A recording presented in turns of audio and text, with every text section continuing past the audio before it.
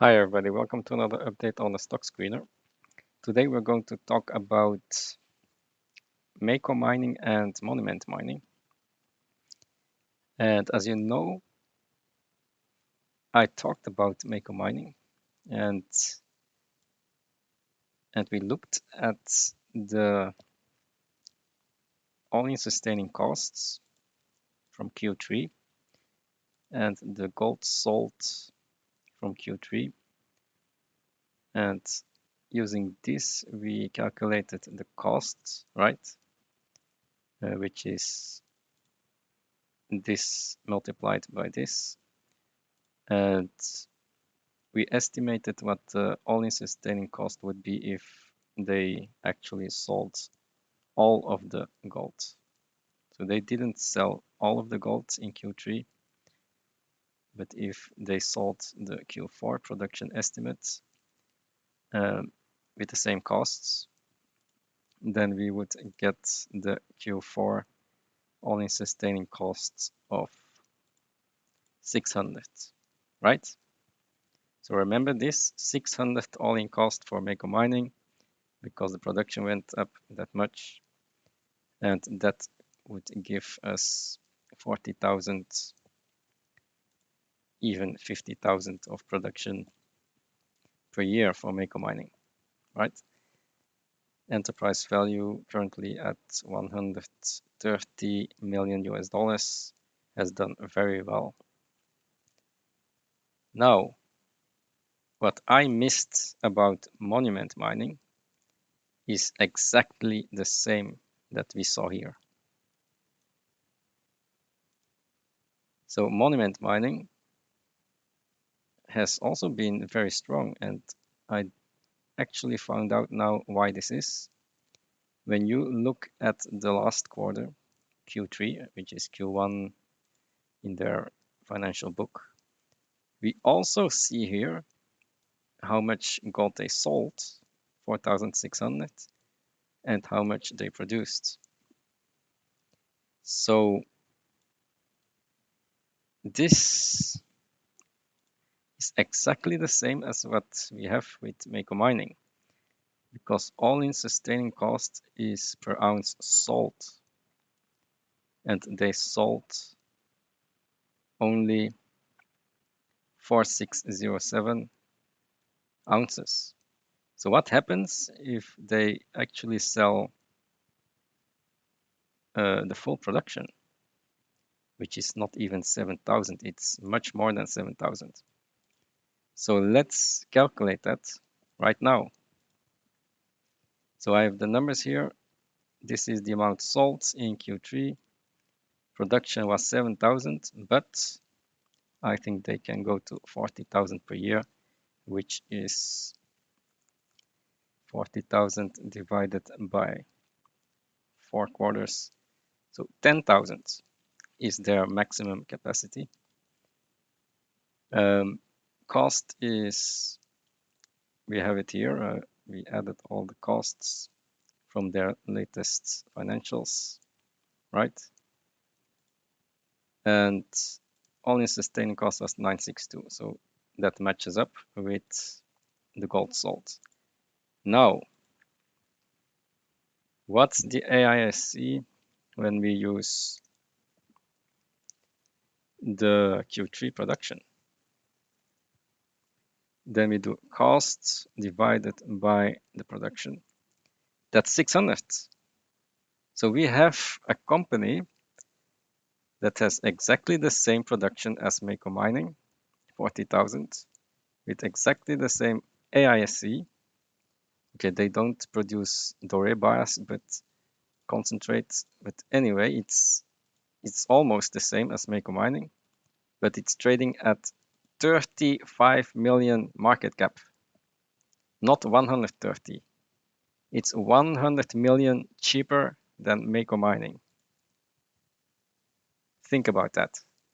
And this is only using 7,000. Let's say next quarter in December, production is going to be 10,000. Why 10,000? Because they were still ramping up in Q3. 70% recovery can go to 80%, 90% design capacity and all of that, and still with transition, or let's say they go to 10,000 in Q4 with the same costs. So the same costs, what will be the AISC? What will be the AISC then? That's cost divided by production. It's 500, 400. Let's say it will be 500. That's really low cost, right? And I just used a conservative number of 600 now. It was 950, now it's 600. So if you look at the NPV flowchart now, it's completely undervalued. And that's with the BIOX plant capex. If they don't build the BIOX, we get this. And you can see clearly that they will get their money back in less than 2 years. And upside is double, triple if you count in Murchison.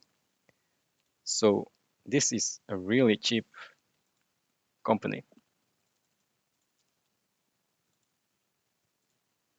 If you use less than 500 AISC, then it's even cheaper, right? So I still used 600 now to be conservative.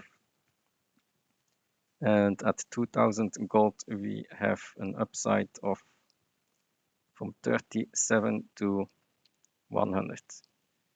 That's more than a double. And leverage is 5.6. So much more leverage than Mako Mining at the current market cap, because Mako Mining has gone up. So the leverage is 2.6 at Mako, which has come down because they went up in market cap. So I did sell Mako Mining for Monument Mining, because this is going to be 1.6 EV to free cash flow with 5.7 leverage. So very good to hop from one miner to another based on the market caps and leverage. So this is how it looks like. Mako is still undervalued, can still go up. But when you compare this with Mako Mining, I mean Monument Mining, then we have the following situation, going much faster upwards. Yeah, just a better deal for me. And also the leverage is much higher, 5.6 versus 2.5. And EV to free cash flow is using 40,000, AIC 600, low capex, no debt, even 80% payability of concentrate. We still have 1.5 EV to free cash flow. That's very cheap and should be an easy double for 2000 gold. Okay. And that's if we assume, of course, that this calculation is correct.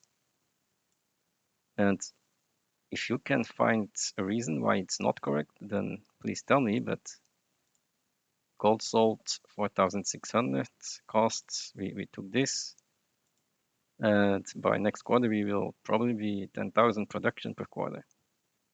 AIC going to be very low.